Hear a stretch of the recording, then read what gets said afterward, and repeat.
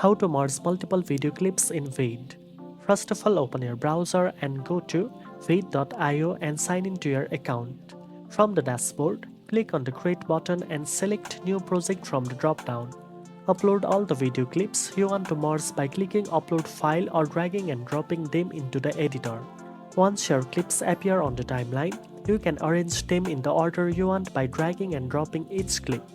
To merge the clips, select all the clips you want to combine, right-click and choose the group option. Veed will treat them as a single clip, making it easy to move, trim or edit them together. You can also trim, cut or split clips individually before grouping and add transitions between clips for a smoother flow. After arranging and grouping your clips, you can enhance your video by adding text, subtitles, background music, logos or animations. Once everything is ready, click on Export to render your merged video in high quality, ready to share on YouTube, Instagram, TikTok or any other platform. Now you know how to merge multiple video clips in Veed. If you found this video helpful, don't forget to like, share and subscribe for more editing tips.